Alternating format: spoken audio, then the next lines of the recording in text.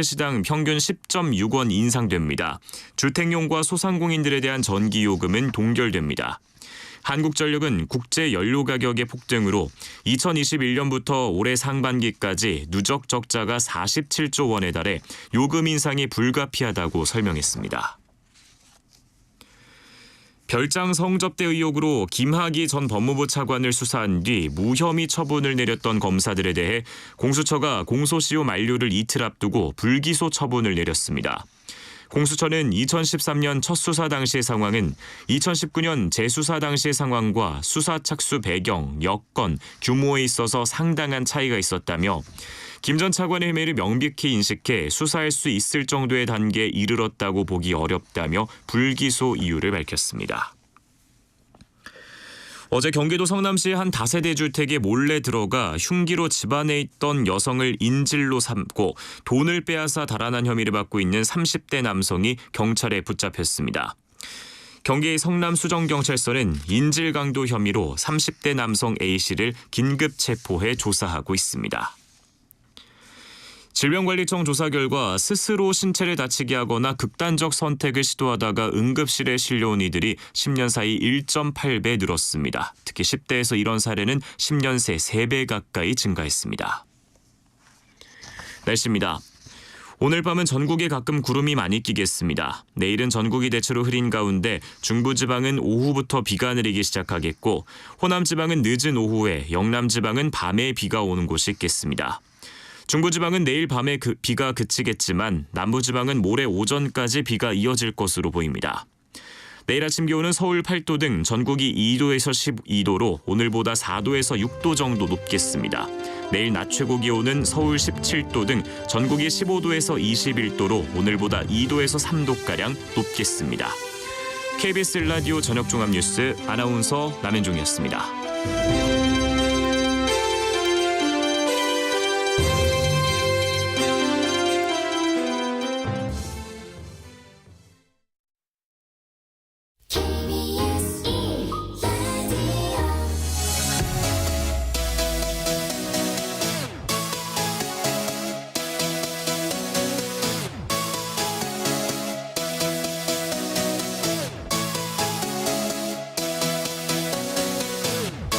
KBS 열린 토론.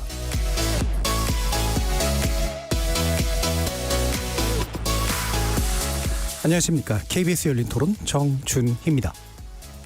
팔레스타인의 아이들이 많이 이제 다치고 시민들이 다치고 또 죽기도 하고 전쟁은 군인들이 해야지 민간인 피해를 보면 안 된다 그런 생각이 들어요. 그래서 미국이나 다른 나라가 같이 이제 개입될 게 아니고 그들만에서 빨리 풀고 세계를 왜 미국이 좌지우지하고 참견을 하고 그런 거는 좀 오바지 않나. 저희가 마냥 경시하고 있으면 안 될 것 같은데 어떠한 큰 사명이나 확고한 방향성을 가지고 있지 않는 이상 저는 동맹국가의 흐름에 맞춰서 유동적으로 움직이는 게 낫지 않나라는 생각을 하고 있습니다. 미국 자체적으로 자국 우선주의를 하고 있고 군사력 다 빠진 이유도 국방비라든지 이런 거에 대해서는 돈 나가는 걸 원하지 않잖아요. 어쨌든 우리나라는 힘이 약한 나라이기 때문에 너무 한쪽으로만 미국으로 가는 경향이 있어요. 그거는 조금 아니라고 봐요.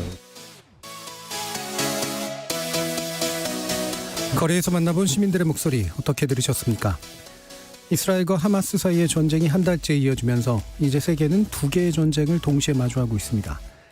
러시아 우크라이나 전쟁은 1년 8개월간 지속되고 있고 이스라엘은 전 세계의 휴전 압력에도 불구하고 하마스 해체를 위한 전쟁 강행 의지를 고집스레 드러내고 있죠. 전쟁이 장기화되고 민간인 피해 규모가 커지면서 국제사회의 시선은 이제 미국을 향하고 있습니다. 두 전쟁에 직간접적으로 얽혀있는 미국이 좀 더 적극적인 태도를 취해주길 바라고 있는 건데요. 한때 세계 경찰을 자처하며 국제사회에서 영향력을 행사하던 미국이 어느 순간부터 국제적 분쟁에서 한 발 물러서 있는 모습이죠. 미국의 달라진 태도와 국제사회에서의 리더십 변화, 이 가운데 우리는 어떤 외교 전략을 세워야 할까요? 오늘은 세 분의 전문가 모시고 두 개의 전쟁과 미국 그리고 우리의 외교 전략에 대해 논의해보는 시간 갖겠습니다. KBS 열린 토론 지금부터 시작합니다. 살아있습니다. 토론이 살아있습니다. 살아있는 토론, KBS 열린 토론. 토론은 라디오가 진짜입니다. 진짜 토론, KBS 열린 토론. 오늘 토론 함께해 주실 세 분의 전문가 소개해드립니다. 러시아 공사를 지내신 바 있는 박종수 전 북방경제협력위원장 자리해 주셨습니다. 네, 안녕하십니까. 백승훈 한국외대 중동연구소 전임연구원 나와주셨습니다. 네, 안녕하세요. 임은정 공주대 국제학부 교수 자리해 주셨습니다. 네, 안녕하십니까. 현재 국제사회를 굉장히 좀 불안하게 만들고 있는 두 개의 전쟁. 러시아 우크라이나 전쟁은 여러 차례 좀 다뤘는데 이스라엘 하마스 전쟁은 이제 몇 번 다루고 있습니다. 이 동시 진행이 되고 있다는 게 문제인데요. 국제사회가 이렇게 어떻게 해법을 찾아야 되는지 굉장히 방황하고 있는 그런 상황. 이 장기화될 가능성이 또 높아 보이는데 우리 국제사회에 그리고 국제정세에 이 두 전쟁이 어떤 영향을 주고 있다고 보시는지 세 분의 총 시각을 한번 들어보도록 하겠습니다. 먼저 박종수 위원장님 말씀 주시고요. 예, 이번 우크라이나 전쟁, 우크라이나 전쟁이라고 제가 표현한 거는 지난 G20 인도 정상회의에서 공식적으로 예. War in Ukraine라고 통일을 한 걸로 알고 있습니다. 그래서 우크라이나 전쟁 그리고 28 전쟁 이 두 전쟁은 어떻게 생각하면 금세기 하나의 어떤 큰 그 핵을 긋는 그런 그 분수령이라고 볼 수 있는 게요. 장기화된 요인인 우선 그동안의 그 유엔의 역할이 사실은 유명무실해진 상황까지 가 예. 있고 또 미국의 어떤 그 강력한 리더십의 약화 이로 인해서 다극 체제로 가고 심지어는 달러 주도에서 탈달러로 예. 방향을 바꿔가고 그리고 또 G7을 중심으로 한 선진국과 브릭스 간의 어떤 그 대결 구도로 가는 어떻게 생각하면 뭐 국제 노사 관계라고 표현하면 어떨지 모르겠어요. 예. 예, 그런 그 큰 핵을 긋는 그런 두 전쟁이라고 봐야 될 것 같습니다. 예. 그래서 이 세기의 방향을 바꾸고 있는, 바뀌어지고 있음이 드러나고 있는 이런 전쟁으로 보고 계시네요. 백승훈 박사님. 네, 최근 이번 이스라엘 하마스 분쟁 문제 때문에 그 유엔 고위직 한 분이 이제 사퇴를 하셨죠. 예. 사퇴의 변이 이랬습니다. 그러니까 우리 이 그 끔찍한 그 분쟁 안에서 우리 그 유엔이 어떠한 일도 할 수 없었다. 그리고 우리는 참 무능했다. 그리고 영국과 미국 특히 이런 그 강대국이 나서줘야 됐는데 어떤 한 목소리도 만들어낼 수 없었다. 그래서 나는 모든 걸 할 수 없어서 나는 사퇴한다고 예.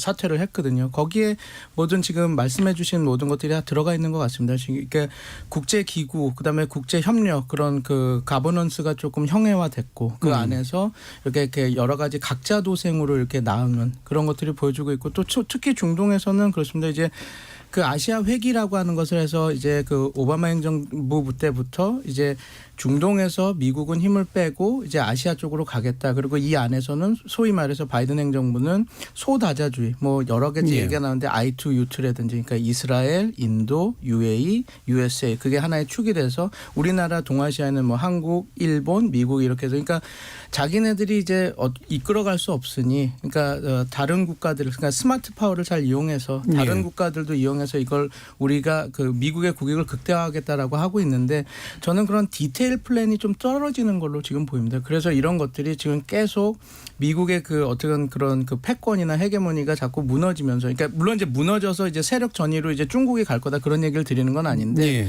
이 좀 약간 미국의 힘이 조금 소강되는 상황에서 이제 이런 여러 가지 분쟁들이 일어나고 있다. 그렇게 보면 이 지금 상황을 이해하지 않을까 그렇게 보고 예. 있습니다. 그래서 미국이 이제 전체를 관리하지 못한 채 그 지역별로 반장 하나씩 이렇게 딱 만들어 두고 네, 같이 이제 좀 잘해보자 이러고 있는데 그게 잘 디테일이 잘 안 만들어지고 있는 상태. 임은정 교수님. 네, 지금 뭐 두 분 앞서서 말씀해 주셨듯이 소위 말하는 이제 다극 체제가 도래했다. 뭐 이것에는 큰 이견들이 아마 없으시지 않을까 싶습니다. 근데 우리 진행자 선생님께서 지금 질문하신 이 두 전쟁의 어떤 의미랄까 그걸 더 굉장히 이제 조금 더 좁게 들어가서 말씀을 드리자면 결국은 이게 상식의 파괴. 여태까지 우리가 커먼 센스 내지는 뭐라 그럴까요? 교과서적으로 생각했던 것들이 다 철저하게 지금 파괴되고 있고 예. 뭐 안보리 상임이사국이 전쟁을 일으키질 않나.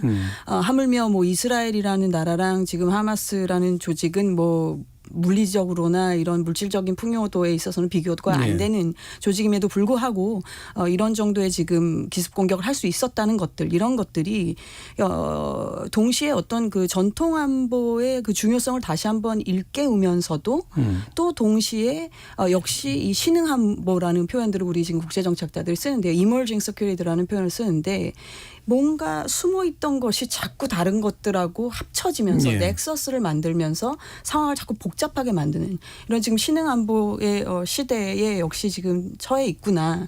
이런 것들을 다시 한번 경각심을 불러일으키는 그런 사건들이 아닌가 싶습니다. 예. 네. 기존의 국제 질서, 국제 논리도 작동하지 않고 있고, 예, 그게 실제로 있다고 하더라도 이제 힘이 있나라고 네. 하는 되게 복잡화된 세계에 대해서 이제 다들 언급을 해주셨는데, 일단은 이제 두 전쟁 가운데 이제 최근 전쟁인 이스라엘과 하마스 사이의 전쟁을 몇 가지 좀 짚어볼 텐데요. 지금 팔레스타인에서 발표한 사망자만 10,000명이 넘어섰다고 지금 얘기되고 있습니다. 이게 이제 어느 정도로까지 얼마나 더 가면서 더 큰 피해를 남길까, 이게 제일 큰 우려 상황이니까 현재 전황에 대한 진단을 이제 백 박사님 먼저 좀 해주시겠어요? 네, 지금 앵커님 말씀해 주신 것처럼 만 22명이 죽었다고 가자 보건부에서 발표를 했죠. 물론 이제 또 일부는 그렇게 얘기합니다. 이스라엘 측에서는 가자 보건부가 하마스 산하 단체니까 네. 이 피해자를 일부러 키웠다라고 하는데 뭐 여태까지 보면 얼추 전쟁 끝나고 보면 비슷하게 맞았기 때문에 우리는 그걸 맞다고 받아들일 수밖에 네. 없습니다. 그런데 문제는 만 22명 그 사상자 중에 어린아이들이 4,100명. 18세 미만의 아이들이 4,100명이 죽었고 여성이 2,600명 죽었습니다. 그리고 예. 노약자가 600명 죽었는데 이 수를 다 합치면 7,300명 정도 됩니다. 그러면 10,000명 중에 7,000명이 민간인이거든요. 그럼 70%의 그 희생자가 사상자가 이제 그 민간이었다라는, 그래서 이게 소위 말해서 이스라엘이 자기네들이 이 프레임을 정의로운 저스트 워, 정의로운 전쟁으로 끌고 갔거든요. 테러 집단의 테러를 받아서 우리는 자위권을 발동한 전쟁이다. 그런데 그것이 좀 깨져가고 있는 상황, 그렇게 됐고요. 그다음에 지금 하나 또 있으면 지금 전쟁 상황은 뭐 이스라엘 방위군이 이미 밝혔죠. 그 가자시를 다 포위한 상태에서 예. 저강도로 이렇게 우리가 그 민간인 피해를 최소화하는 방법으로, 그렇지만 하마스의 그 벙커나 이런 그 땅굴들을 다 파괴시키는 형식으로 가고 있다. 그래서 하마스가 다시 자생하지 못하는 방법으로 우리가 이렇게 하고 있다라고 얘기를 해서 뭐 오늘 밝혔죠. 그 대변인, 이스라엘 국방부 대변인이 지금 여태까지 14,000곳을 타격을 했고 벙커나 이런 것들을 다 파괴했는데 우리는 계속 진행할 것이다. 그래서 전쟁은 계속 진행할 것이다. 이렇게 얘기를 밝히고 있죠. 예. 말씀 주신 것처럼 이제 하마스를 근절하기 위해서 사실은 민간인의 희생 어쩔 수 없다라고 하는 태도인 셈인데요. 이 부분 이문정 교수님 또 어떻게 보시나요? 예, 뭐 지금 앞에서 백 박사님 말씀해 주셨지만은 제일 지금 이 곤란한 것 중에 전략 전술 차원에서 곤란한 것 중에 하나가 이 땅굴 문제인데 예.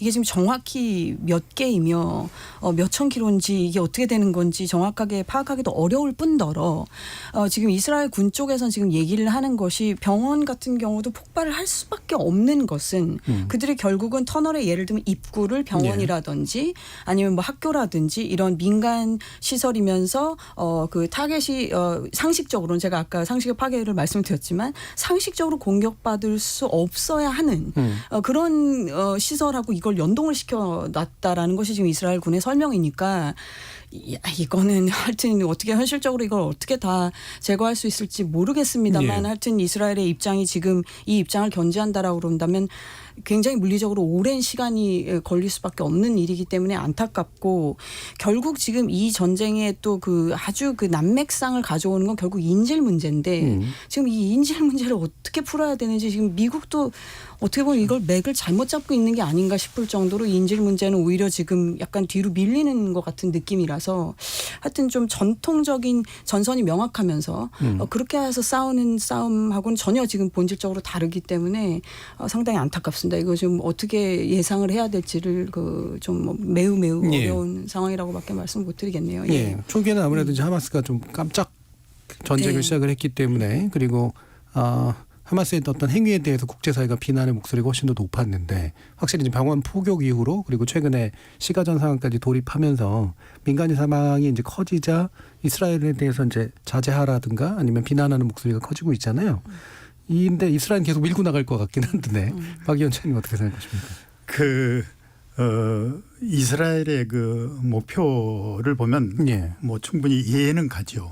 그렇지만 수단이 이 목적을 정당화시킬 수는 없다고 봅니다.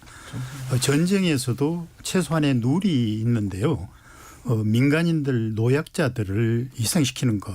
이거는 어떤 경우든 예. 자제를 해야 되는데 이번에 목표를 설정해 놓고 그렇게 과감하게 했던 거는 국제사회로부터 공통으로 지금 지적을 받고 있고 심지어는 우크라이나 전쟁에서도 러시아 같은 경우도 민간인에 대한 그 인위적인 의도적인 그런 그 공격이나 이런 거는 상당히 자제해온 그런 모습이 보였거든요. 예. 근데 이번에 이제 이스라엘 경우는 당연히 물론 하마스의 그 본거지를 완전히 발본색을 해야 되겠다는 그 목표에 대해서는 충분히 공감이 가지만 그렇게 많은 민간인들이 노약자들 어린이들이 희생되고 있는 이 와중에서도 계속 하는 건 이거는 나중에 상당히 부메랑이 돼서 돌아오지 않겠느냐.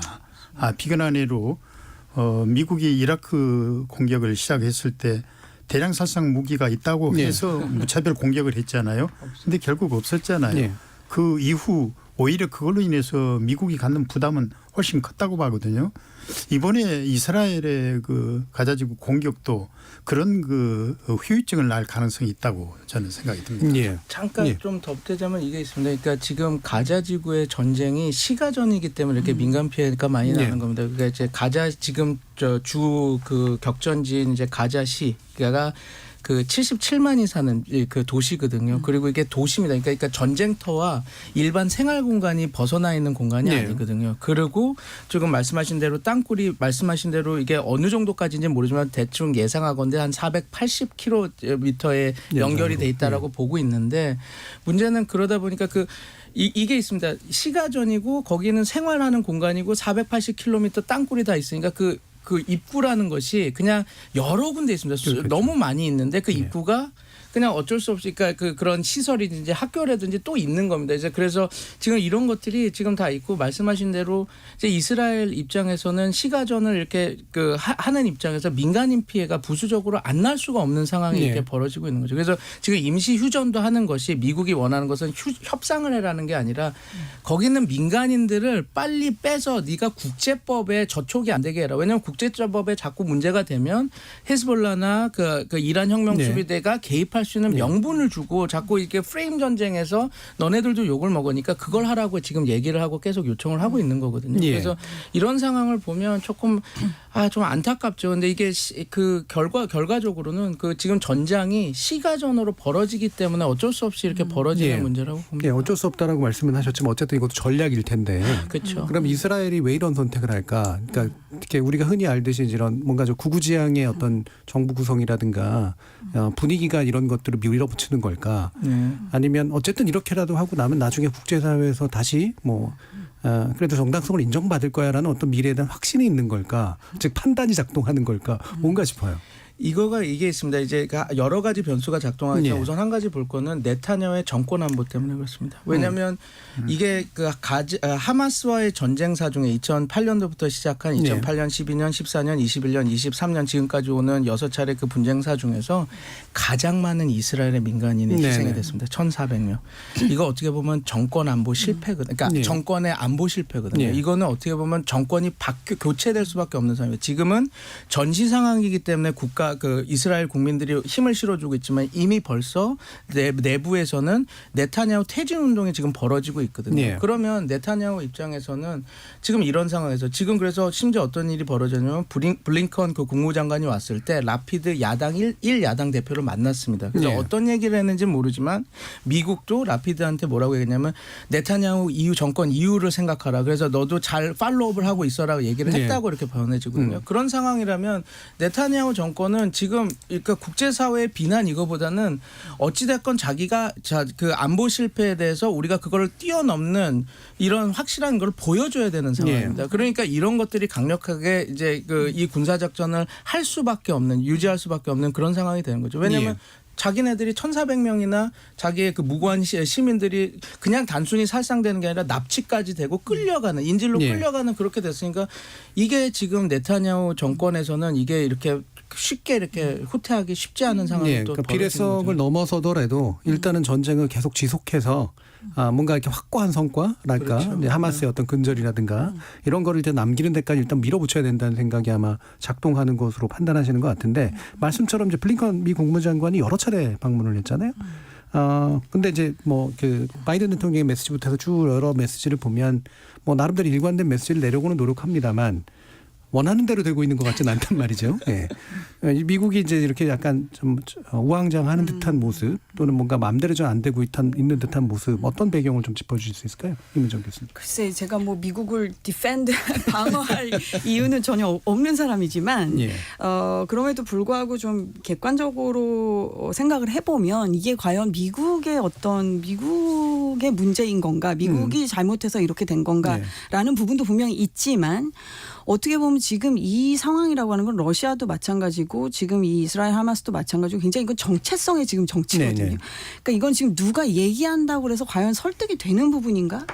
라는 지금 회의가 저도 요즘에 듭니다. 그러니까 요컨대 뭐 우리 국제정치학에서 이제 어떻게 보면 이제 진부해졌다라고 생각했던 논란 중에 이제 문명의 총돌이냐, 예. 역사의 종언이냐라고 했던 그 진부한 논란을 다시 한번 지금 생각하게 되고 예. 결국은 문명의 충돌을 말했던 한 헌팅턴이 맞았나 이런 생각을 하면서 굉장히 씁쓸해지는데 어쨌든 이게 지금 하마스 같은 조직을 정말 근절할 정도의 아까 우리 백 박사님 잘 말씀해 주셨듯이 그 정도가 아니면 물러설 수 없는 그 아이덴티티 팔리틱스가 지금 예. 있고 그러다 보니까 이거를 뭐 미국이 어떻게 얼르고 달래고 한다고 그래가지고 이게 쉽게 풀려질 일이 없는 데다가 어제 그 요르단 거기 어디죠? 암만에서 그 이렇게 만났잖아요. 다른 그 네. 중동 국가 그 분들하고도 만났었을 때도 그분들 입장에서 또 뭐 어떻게 하겠습니까? 자기들끼리 지금 이런 정체성을 가지고 싸운다고 할 때에 하여튼 그래서 이거를 그냥 현실적으로 어떻게 보면 전술적으로 민간인 피해를 최소한으로 하고 하면서도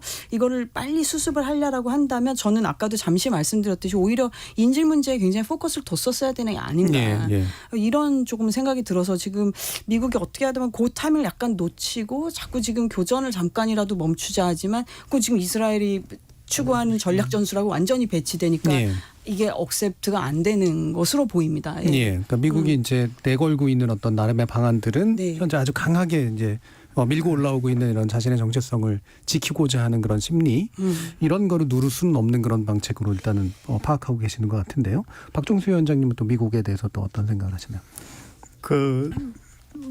오늘 또 뉴스 보니까 이스라엘의 가자지구 공격은 법률상으로 문제가 없다라는 또 미국의 입장을 보였고 아울러 G7 외무장관에서도 나름대로 발표를 한 내용 보니까 이 28 전쟁은 양자 간에 두 나라 간에 해결돼야 될 문제다. 예. 그래서 국제사회가 거기에 관여해서는 안 된다는 뉘앙스로 발표를 한 것 같는데 저는 상당히 좀 무책임하다고 봐요. 왜냐하면 지금 현재 그 인질로 잡혀 있는 그 사람들을 보면 전 세계에 다 한두 명씩 다 있어요. 여러 국가 사람들이 있죠. 그러니까 러시아도 보니까 자국민이 거기 있다고 절대 민간인들에 대한 희생은 있어서는 안 된다고 강하게 주장하면서 대화로 풀어야 된다고 하는데도 지금 안 먹혀 들어가거든요.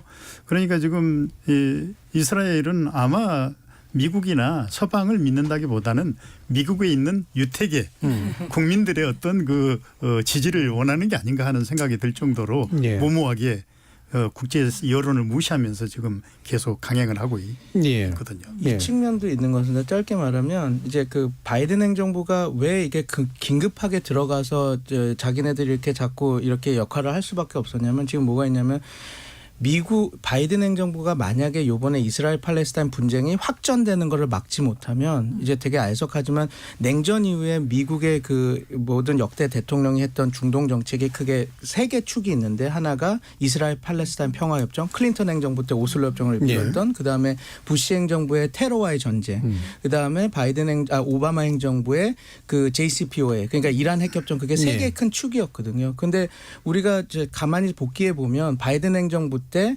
그 아프가니스탄 떠나면서 지금 여러 가지 안 좋은 상황이 벌어지죠. 네. 그때 그래 이전 행정부들이 다 이걸 우리가 철수하는 건 했지만 이렇게 하면 안 되니까 우리가 조금 시간을 갖고 하자라고 했을 때 바이든이 아니다 할 수 있다 괜찮다고 뺐다가 크게 난리가 나지 않았습니까? 그래서 좀 이게 제2의 베트남 사건이 됐다고 욕을 먹었던 그 부분 하나 있고 그다음에 JCPOA 그 이란 핵협의는 자기가 복원하겠다는데 하지 네. 못하는 상황. 그리고 이스라엘 팔레스타인은 다른 행정부에서도 잘 못하긴 했었지만 어찌됐건 어떻게 관리가 되면서 왔거든요. 근데 요번에 확정이 돼서 이렇게 된다? 그럼 무너지면 바이든 행정부는 정말 역대급 무능한 대통령이 돼버리거든요. 예. 그러면 이제 재선 구도에서 완전히 트럼프한테 왜냐하면 바이든이 자기는 외교통이고 외교를 잘하는 대통령이라고 이렇게 하고 왔는데 다 무너지는 형국이니까 막아야 되니까 어떤 그런 정지 작업 없이 빨리 그냥 개입하고 항모 네. 2개 보내고 한 겁니다. 그러다 보니까 지금 말씀하신 대로 지금 스텝들이 이스라엘 측과도 좀 꼬이고 그런 문제도 이렇게 나오면서 지금 이런 조금 것들이 나오고 있는 거라고 봅니다. 예, 그 급한 마음에 스텝이 꼬이고 있는 상태들, 맞습니다. 예, 그것도 좀 지적해 주셨는데 그 부분 2부에서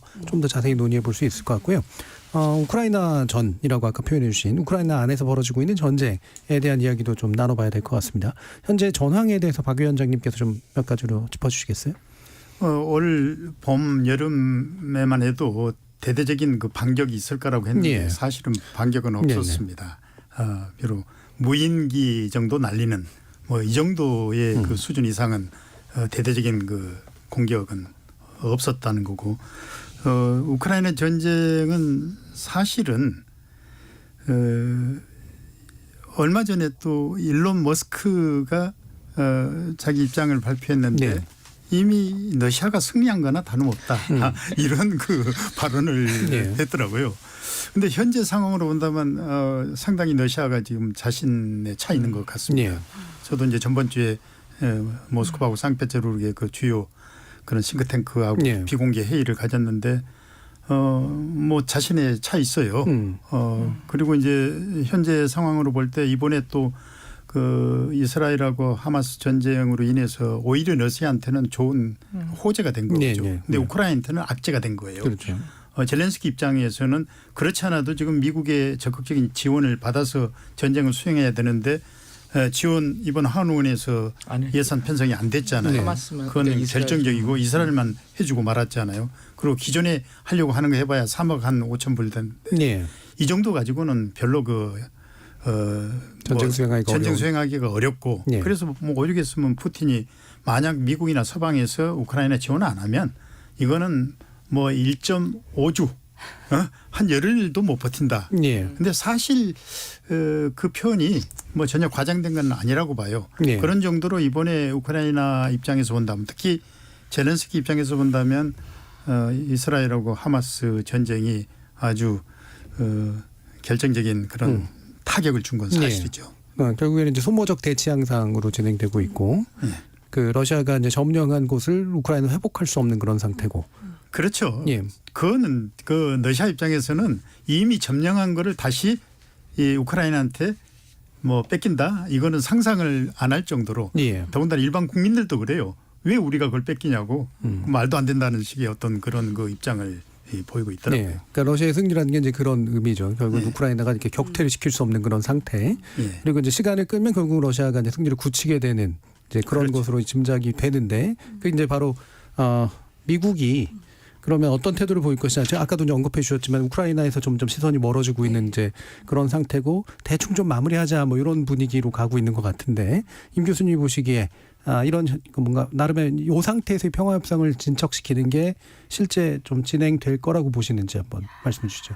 뭐 미국 아니라 누구라 그래도 두 개의 전쟁 이상을 이렇게 감당한다는 것은 진짜 어려운 일이고 더군다나 아까 모두에도 말씀드렸듯이 지금 예측 불가능성이 거의 너무 폭발적이기 때문에 지금 또 다른 전선이 또 형성되는 건 아닌가 이것까지 지금 걱정하는 이제 미국 정계 인사들도 많이 있고 그건 또 다른 전선이란 건 결국은 이쪽 동네를 얘기를 하는 거죠. 뭐 대만 쪽이 됐던 아니면 더 우리한테는 심각한 시나리오지만 뭐 이쪽이 우리 한반도가 됐던 이런 것까지 지금 걱정할 정도로 아주 불안정한 지금 기류인 것인데 결국 지금 미국이 그러면은 하나라도 끝낼 수 있겠느냐 라고 질문을 그렇게 제가 받는다면은 그거는 또 쉽지 않은 얘기인 것 같습니다. 그건 또 쉽지 않다. 예. 예, 그럴 수 있을 만한 어떤 지금 왜냐하면 거듭 말씀드리지만 이거는 양쪽이 다 그 정체성을 걸고 하고 있는 전쟁이고 그렇다고 한다면 한치도 지금 젤렌스키도 마찬가지지만 예. 게다가 거기에 플러스 지금 아까 백 박사님 잘 말씀해 주셨듯이 국내 정치가 지금 다 맞물려 있는 게 바이든 정부도 유태인들 생각하면 게다가 민주당 정권이지 않습니까?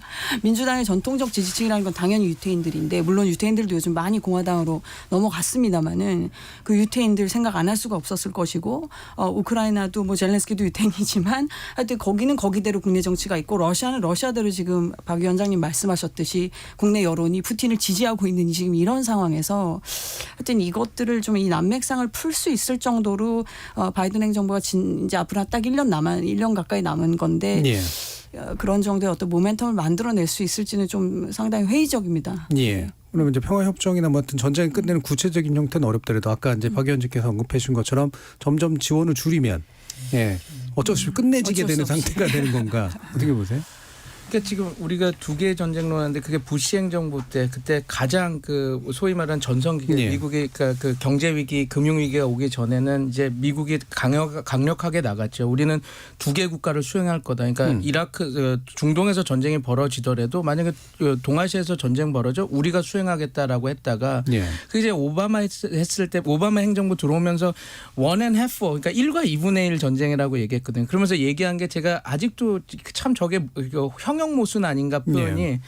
오바마 행정부가 그 얘기를 했거든요. Leading from behind. 그러니까 우리는 그러니까 역의 균형을 하고 미어샤이머의 역의 균형을 해서 우리가 직접 앞에서 이끄는 것이 아니라 그 우리가 반은 지원하지만 거기는 그 말씀하신 대로 반장 국가들이 이렇게 하면 우리가 네. 지원 leading from behind를 해서 우리의 패권을 유지하겠다 스마트 파워를 하겠다라고 해서 이미 미국이 두 개의 전쟁을 수행하지 못한다라는 거는 뭐 sequestration 그다음에 그 감축 이러면서 다 드러났던 일이거든요. 예, 예. 그래서 지금 또 그게 지나고 또 경제 위기가 왔기 때문에 지금 이미 나온 게 그거지 않습니까? 우크라이나도 지금 전쟁에 대해서 지원을 해야 되는데 의회에서 이거 양쪽 다 지원 못해. 그래서 하마스 이스라엘 분쟁에 이렇게 하자. 그 모든 것들이 미국의 그런 뭐랄까요 그 영향력이 줄어드는 거는 이거는 상수기 때문에 우리가 그 측면을 보고 그럼 우리가 과연 어떻게 그 공백을 어떻게 채워나갈까 그걸 바라봐야 되는 지금 상황이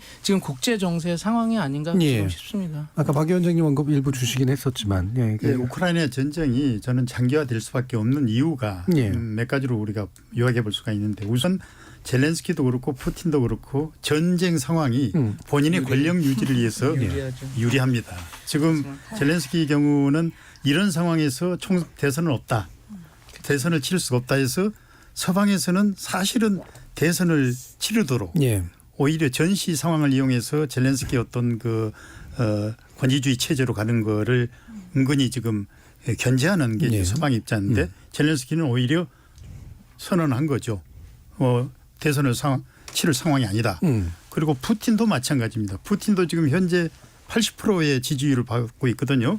이렇게 높은 지지율을 받고 있는데 전쟁을 조기 종식하거나 휴전하거나 할 이유가 없는 거죠.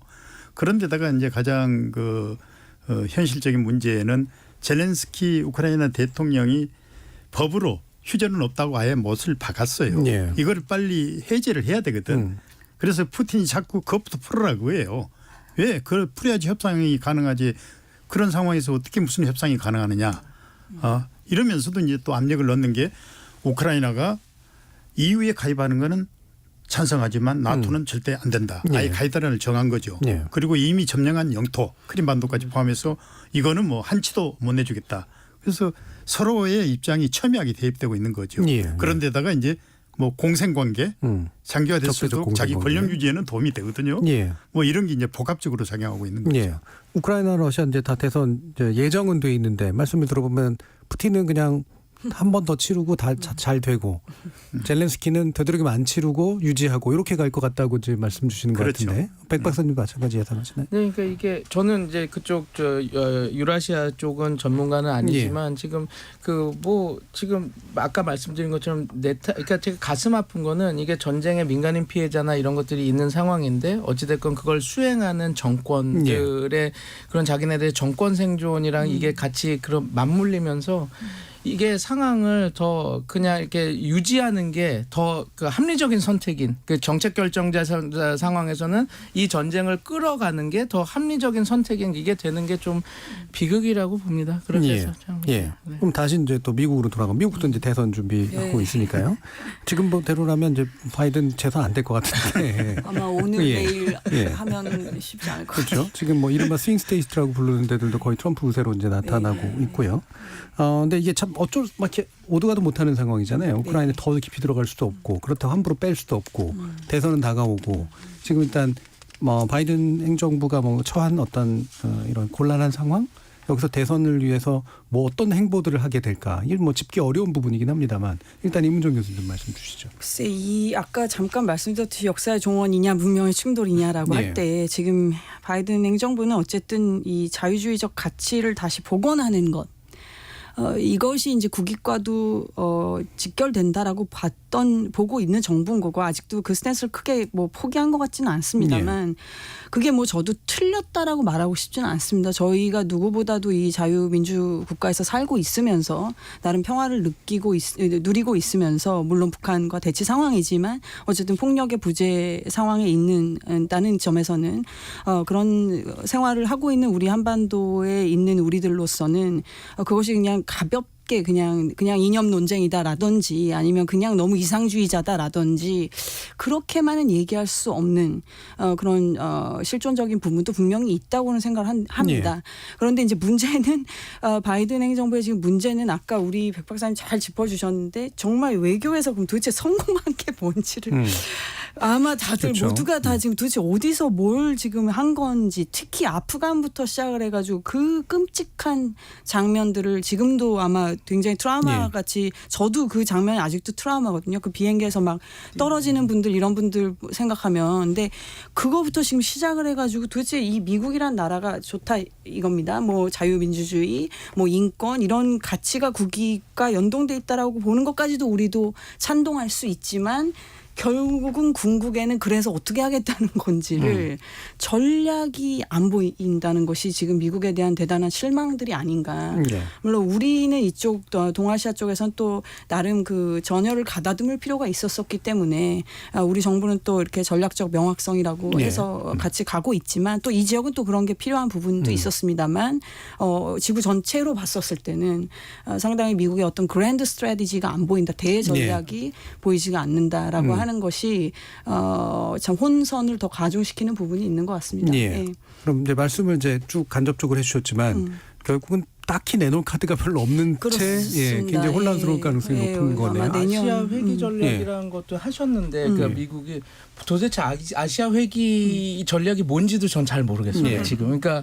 그 한미일 공조라고 하는 거를 강하게 해서 뭐 칩포셋 뭐 동맹 뭐 이런 거 얘기했지만 과연 도대체 동아시아 내에서도 우리 정부가 적극적으로 나서서 우리가 여기 들어가겠다라고 해서 보여준 그것만 있지 미국이 자기가 어떤 그런 말씀하신 교수님께서 말씀하신 그랜드 스트래지를 줘서 우리가 이렇게 가자라고 얘기한 게 전혀 없으니까 그럼 중동은 피벗 아시아 회귀를 하느라 빠지느라 이렇게 됐다라는 건 오케이 이해를 하겠는데 그러면 동아시아에서는 지금 뭘 하고 있는지도 저게 안 보이니까 도대체 말씀하시는 바이든의 외교 정책은 뭐냐라는 지금 질문이 지금 나올 수밖에 없는 상황입니다. 그러면 굳이 비교하면 이제 우크라이나하고 이제 러시아 사이의 전쟁이 둘 다 이제 대선을 마주하고 있고 이스라엘 팔레스타인 전쟁이 또 한쪽에서 진행되고 있고 미국은 바이든 행정부가 사실 쓸 카드도 없는데 계속 질까봐 이제 두려워하는 상태.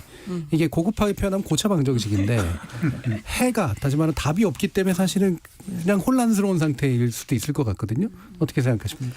그 우크라이나 전쟁이 하나의 그 큰 변곡점을 이뤘다고 보는 이유 중에 하나가 제가 보기에는 그 미국이 이 소련이 해체되고 당국 체제로 가면서 다소 좀 자만에 빠져 있지 네. 않았는가.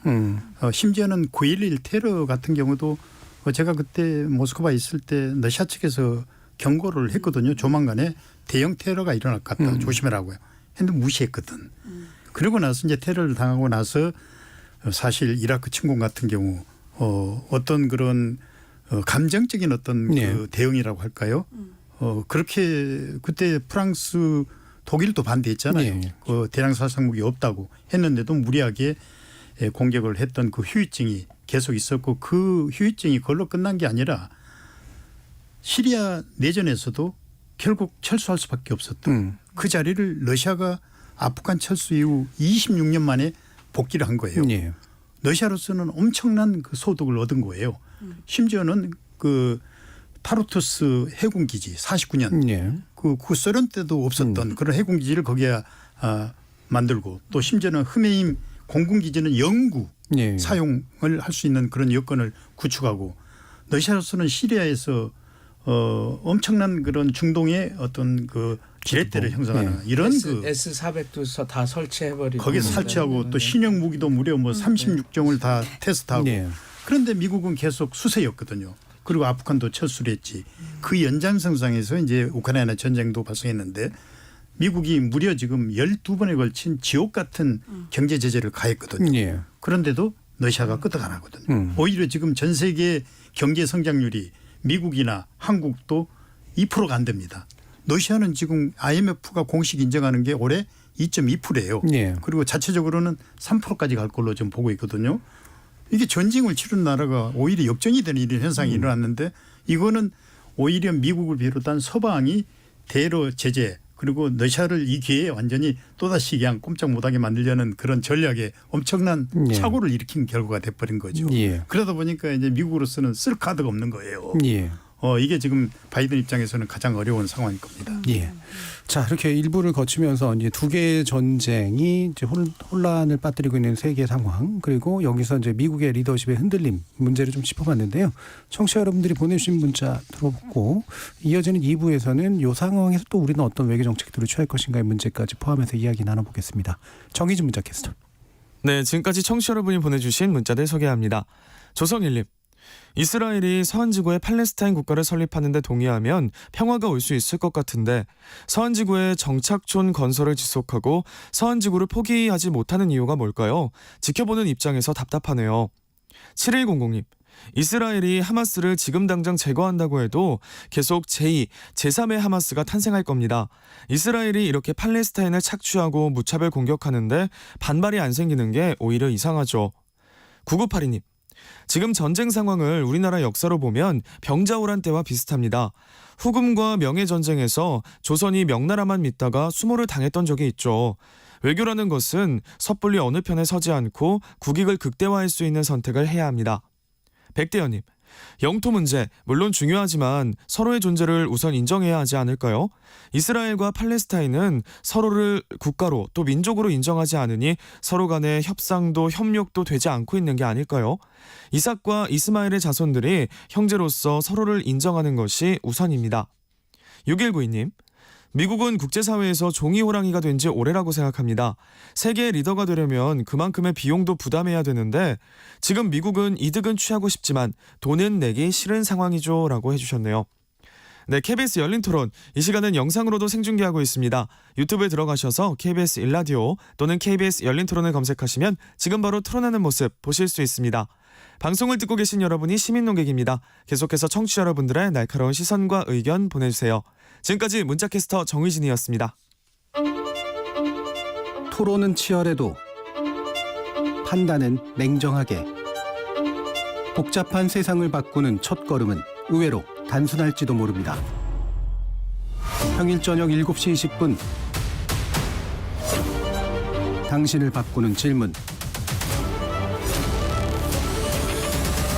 KBS 열린 토론 정준희입니다. KBS 열린 토론, 이스라엘 하마스 그리고 러시아 우크라이나 두 개의 전쟁과 미국에 대해서 얘기 나누고 있는데요. 백승훈 한국외대 중동연구소 전임연구원, 임은정 공주대 국제학부 교수, 박종수 전 북방경제협력위원장 이렇게 세 분과 함께하고 있습니다.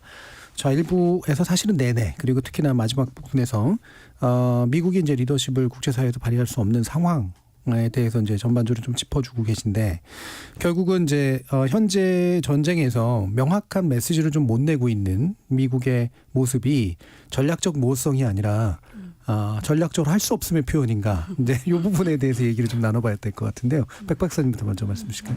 저는 후자일 것 같습니다. 예. 그러니까 왜냐하면 제가 다른 지역까지는 다 말씀을 못 드리고 왜냐하면 지금 아브라함 협정만 봐도 그런데요. 예. 왜냐하면 그 바이든 행정부가 자기가 이제 대선 그 캠페인을 할 때 자기가 비판을 어마무시하게 했거든요. 그러니까 그 아브라함 협정은 기존의 두 개의 국가해법을 형해화시키는 잘못된 정책이다 그렇게 얘기했음에도 불구하고 자기가 지금 임기를 하고 난 이후에 그대로 아브라함 협정을 가지고 갑니다. 예. 그 말은 뭐냐면 본인 행정부가 그 이상의 어떤 것들을 내놓을 수 없기 때문에 그걸 가져가는 거예요. 그래서 10월 7일 그 하마스의 공격이 벌어지기 전에 가장 그 중동 관련해서 국제 뉴스를 지배했던 것들은 뭐냐면 사우디아라비아도 이제 아브라함 협정에 이제 조인할 거다. 예. 그러니까 이런 얘기가 나왔거든요. 그게 이제 하마스 입장에서는 우리가 생각했던 마지막 보루까지도 이제 저쪽으로 넘어가는구나. 두 개의 국가론보다는 경제 협력 그쪽에만 예. 신경을 쓰는구나 해서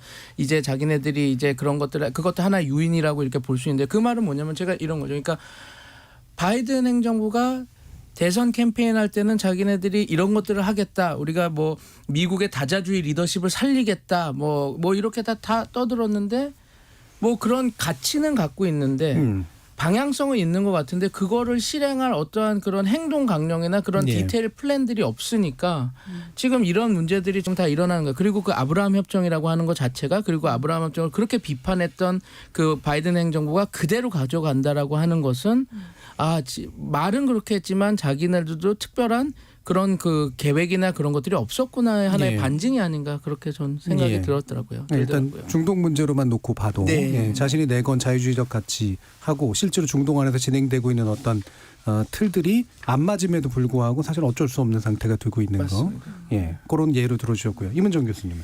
네, 이게 이제 결국은 어떻게 보면은 소위 말하는 이제 글로벌라이제이션 또 영어가 잠깐 예. 나와서 죄송한데 이게 이제 잘 번역을 안 하고 보통 그대로 쓰는 단어니까요. 지구화 내지는 뭐 세계화 이렇게 번역하는 이 현상을 우리가 좀 겪었고 그 시기가 이제 우리 대한민국 같은 나라한테는 제일 복된 시절이었죠. 예, 말하자면 경제적으로. 무역도 자유롭게 하고 뭐 그랬던 시절인데 이제 그 시절이라고 하는 것이 결국은 모든 물리적인 현상이라는 건 작용이 있으면 반작용이 있듯이 결국은 그 반대, 그 글로벌라이제이션에 대한 반대를 계속 전 지구적으로 키웠구나 이 생각을 많이 합니다.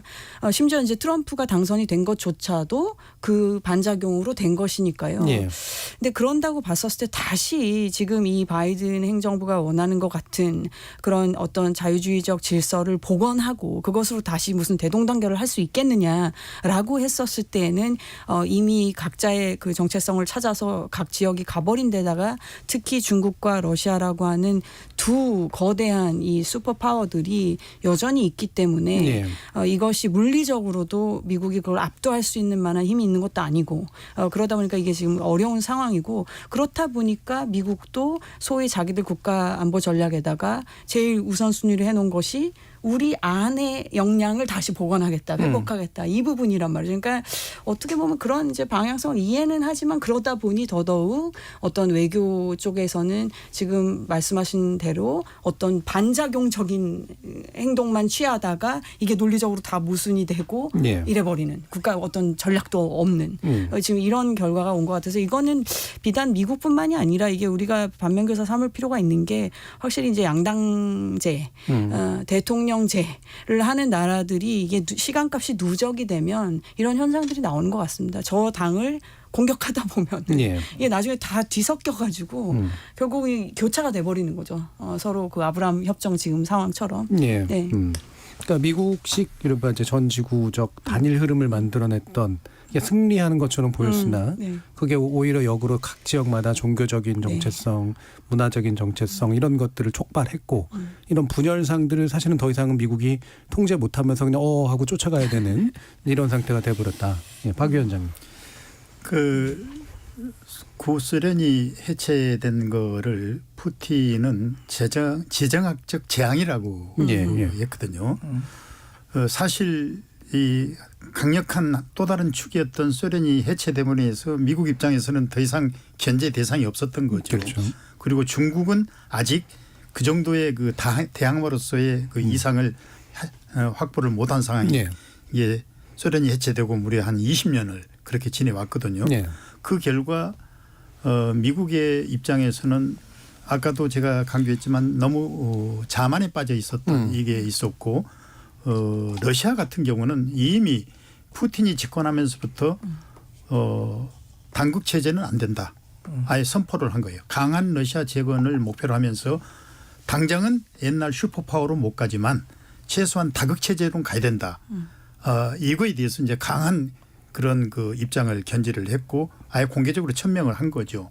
거기에다가 이제 2008년 미국의 금융위기가 왔을 때 또 푸틴이 거기에 대해서 이 제기를 한 게 왜 미국의 위기를 전 세계에다 전가시키냐. 달러 이 패권 이것도 깨야 된다. 이 두 가지 목표를 집요하게 추구를 해왔고 중국도 노골적으로는 그 연대를 못했지만 거기에 이제 일종의 그 동조하는 입장을 보여왔던 거죠. 그런데 문제는 이제 우크라이나 전쟁을 바이든 정부가 중국과 러시아를 연대시키는 이런 그 애교적인 실수를 저는 범했다고 봐요. 이 두 나라가 연대하니까 엄청난 힘을 발휘한 거죠. 러시아는 전 세계에 최다 핵무기 보유고 무려 전술 핵무기만 해도 미국의 10배가 많거든요. 2009잖아요. 중국은 경제적으로 부상을 해오고 그 결과가 오히려 우크라이나 전쟁으로 인해서 미국이 더 악수를 두는 그런 결과 거기에 플러스 이제 28 전쟁까지 일어나니까 미국 입장에서는 어떻게 손을 쓸 수는 없는 거죠. 거기에다가 이제 또 유엔을 중심으로 해서 미국이 이 주도적으로 이제 국제 문제에 관여를 해왔는데 유엔조차도 상임이사국 두 나라가 반대하니까 되는 게 없는 거죠. 이런 차원에서 볼 때 미국의 너무 그 자만심이 가져온 결과가 아니었나 이런 생각을 해봅니다. 그러면 이제 미국 대선 문제로 바로 또 이제 직행해 보죠. 지금 바이든 대통령은 뭔가를 해야 되는데 다시 몰고 오고 있는 트럼프 전 대통령과 차별적인 어떤 대안들을 내면서 이제 결국은 이거를 관리해 나갈 수 있을 것인가 이게 이제 제일 중요한 관심사인데요. 일단 임 교수님께서 좀 전망해 주실까요?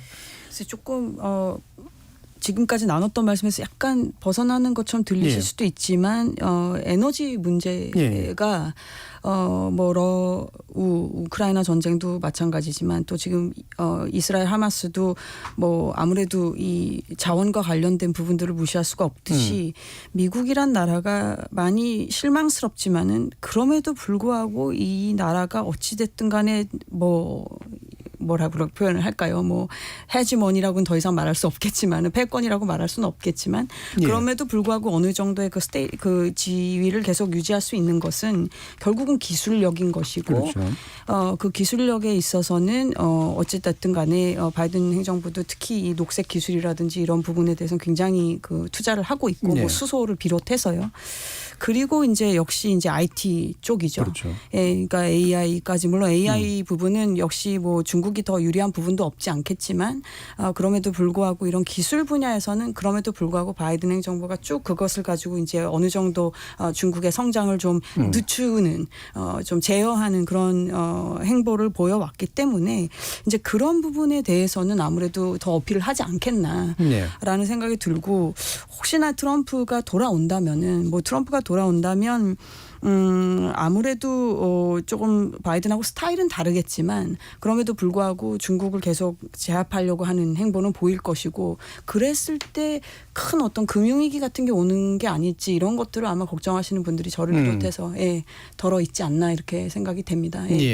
그래서 이제 에너지 문제나 기술 문제에서 이제 미국이 가지고 있는 주도권 이 부분을 어떻게 좀 부각시킬 거냐 이런 게 좀 나올 테고 만약에 또 트럼프의 당선이 온다면 이제 전 세계적으로 금융위기라든가 이런 것들이 또 불어닥칠 가능성까지 이제 결합해서 말씀 주셨습니다. 근데 그 다른 데서 이제 토론할 때 보면 이제 국제정치 전문하시는 분들이 전통적으로 미국의 국내 대선에서 이제 국제 문제가 생각보다는 그렇게까지 많이 영향을 안 미쳤다 이런 얘기 많이 하시고 최근에는 이제 국내 문제가 그냥 국제 문제에 외려 거꾸로 영향을 미치는 그런 틀들이 또 이제 더 부상하고 있다 이렇게 얘기하시는데 그런 걸 모아보면 이제 결국은 자국의 고민을 가지고 뭔가 대선을 치르게 될 가능성이 높긴 해 보이거든요. 다른 분들도 한번 의견을 더 들어보죠. 백 박사. 그래서 트럼프 이제 바이든 행정부 때 이미 그 중국을 어떻게 할 것인지 틀은 좀 만들어졌다고 예. 생각합니다. 그래서 트럼프 때도 유지가 될 거예요. 그러니까 또 영어를 써서 죄송한데 이제 스몰 그라운드 하이 펜스라고 얘기를 하거든요. 그러니까 예. 이제 전체적으로 중국을 다 봉쇄할 수는 없고 그게 못 하는데 자기네들의 핵심 이익 지역 그리고 핵심 기술 지역이라는 것은 단단하게 해서 이제 방어막을 엄청 쳐서 중국이 못 해요. 그게 이제 AI라든지 예. 반도체라든지 그런 분야가 되겠죠. 그래서 고부가 같이 하고 그런 기술력이 집적된 이제 그런 것들하고 왜 이게 되냐면 아까 앵커님께서 말씀해주신 것처럼 미국이 그 대선을 영향을 끼친 건 대외 그 정책에 영향을 크게 미치지 않거든요.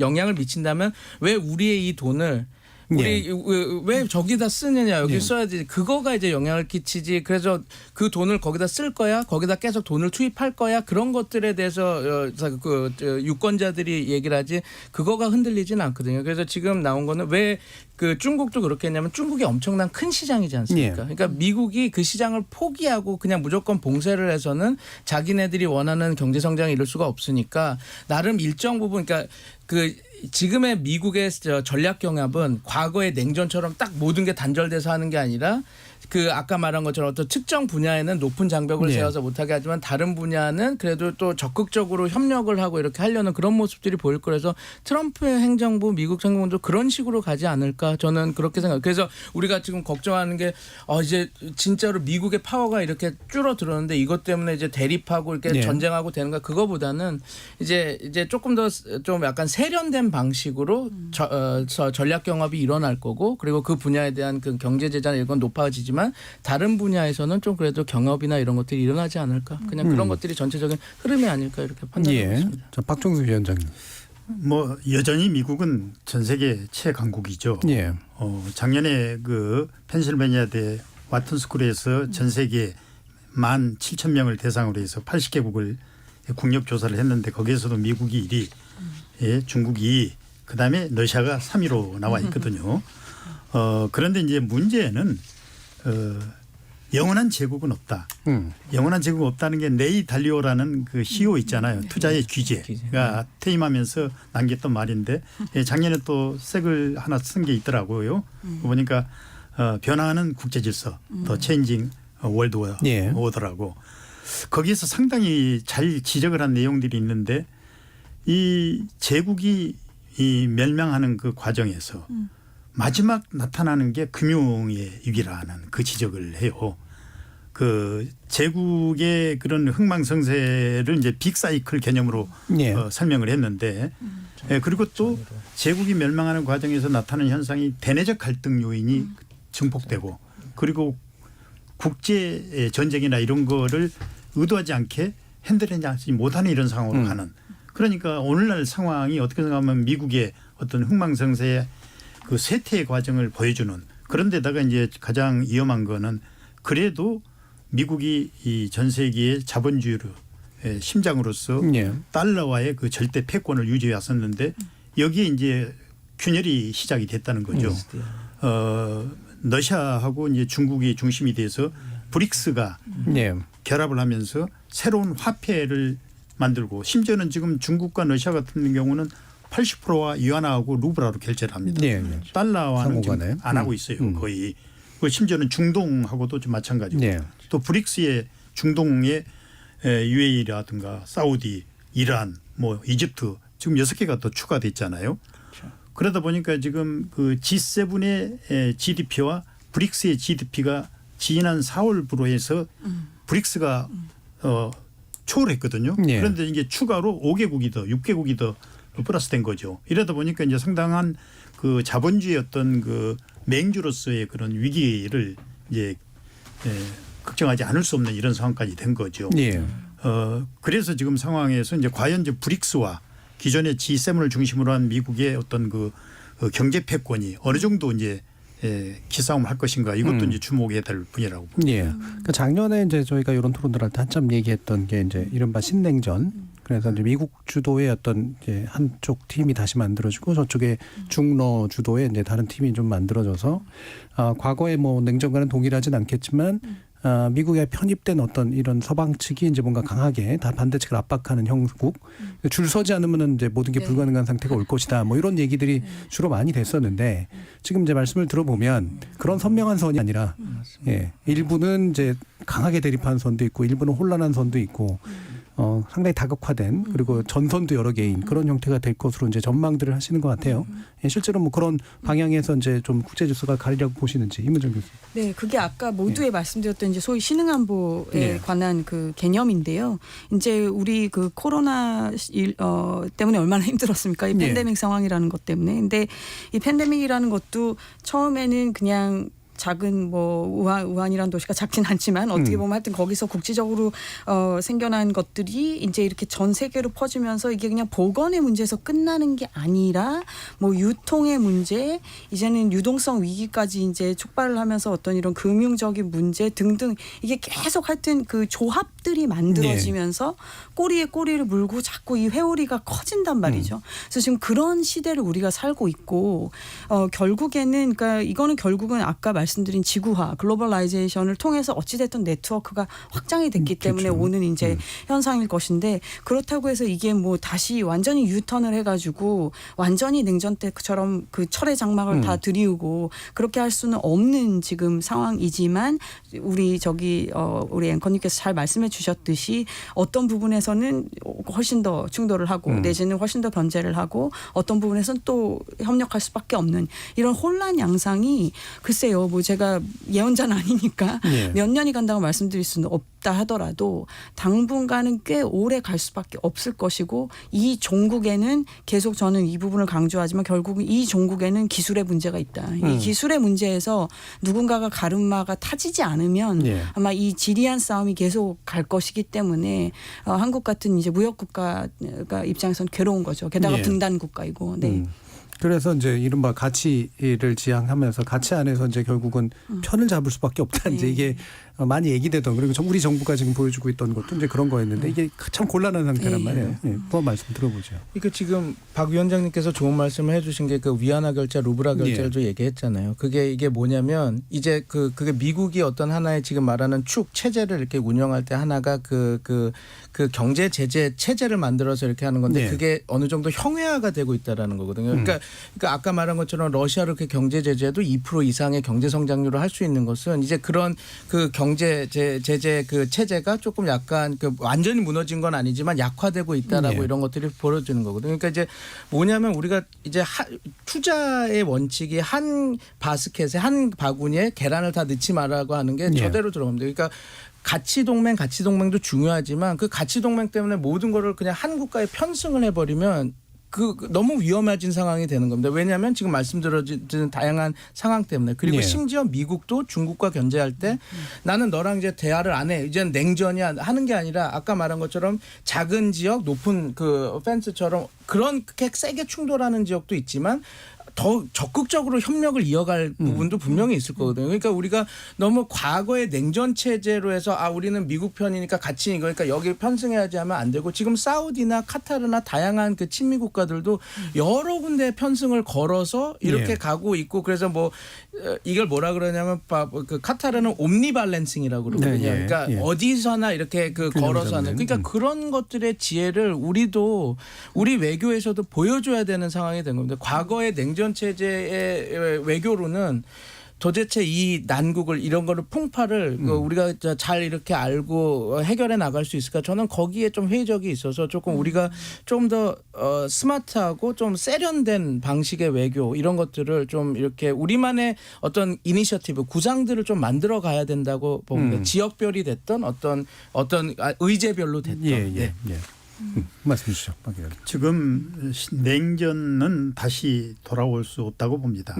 과거에 그 신냉전이라고 하는데 지금 중국과 미국과의 관계도 디커플링화 됐을 때 오는 그 리스크가 적지 않거든요.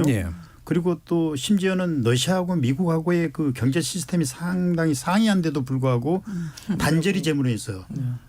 그걸로 인해서 오히려 러시아만이 고립이 된 게 아니라 전 세계가 동반 고통을 겪는 이런 시기인 거죠. 그래서 신냉전으로 가는 것 이거는 현실적으로 저는 불가능하다고 보고요. 그렇다면 이제 우리나라 입장에서는 뭐냐?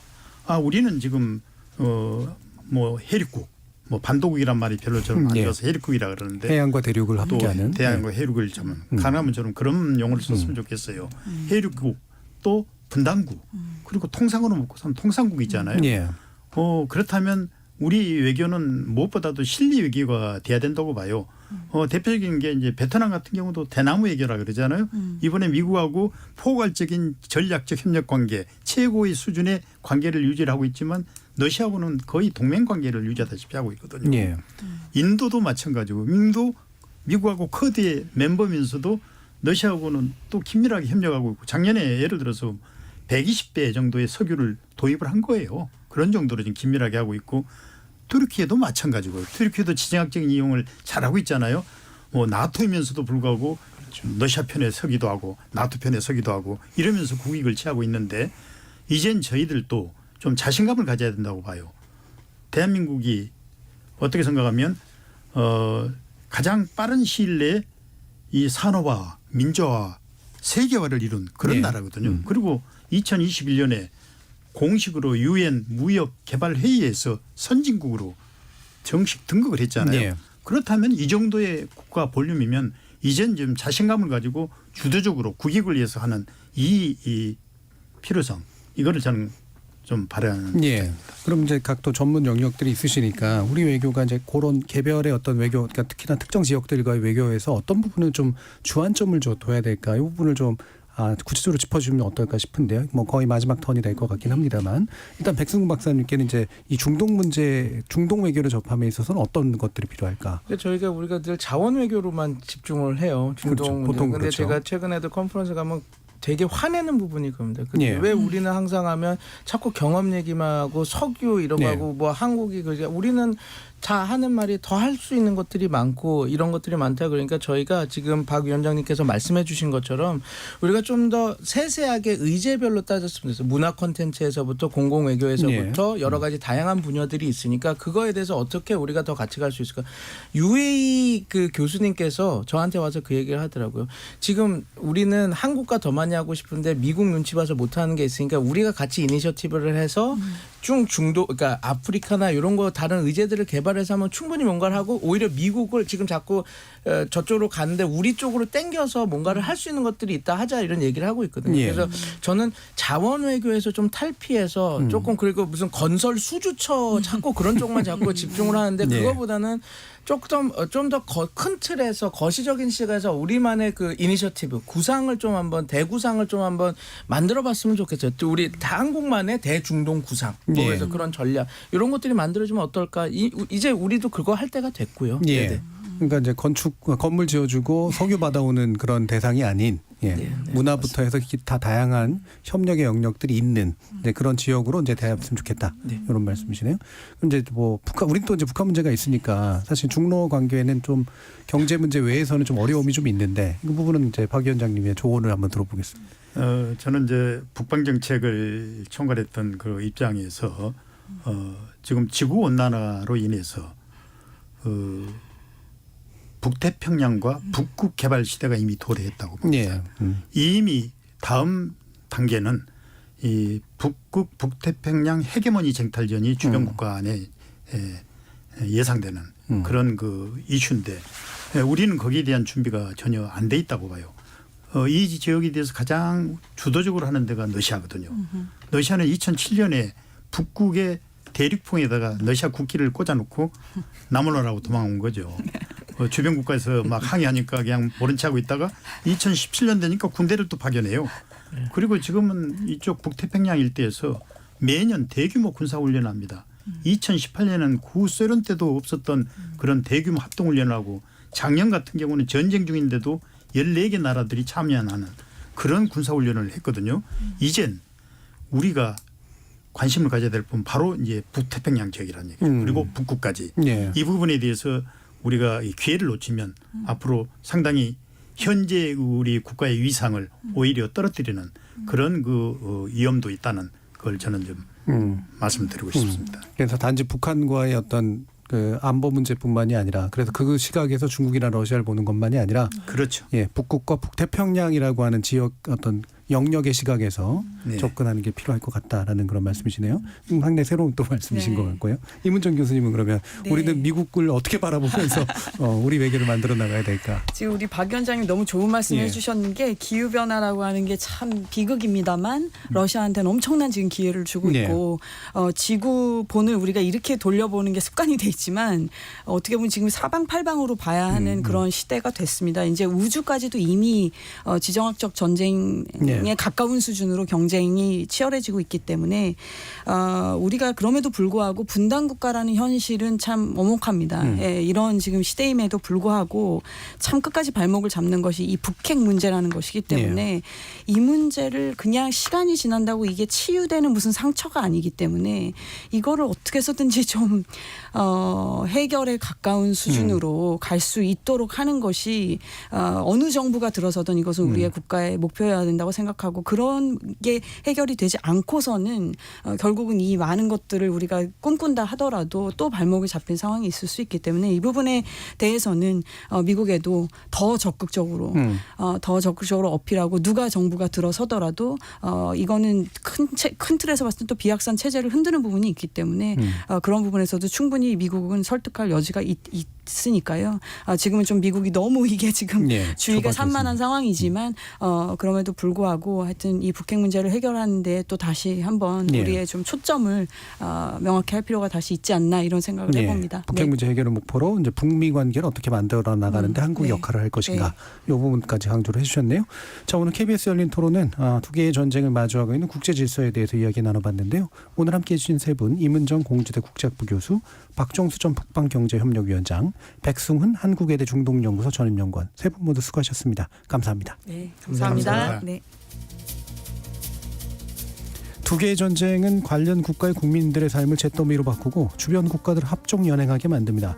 이 결과로 하나의 지구는 또 몇 개의 세계로 쪼개질까요? 근데 그럴수록 우리의 시각에서 우리가 함께할 여러 세계를 당당히 마주하는 자세가 필요해 보입니다. 지금까지 KBS 열린 토론 정준이었습니다.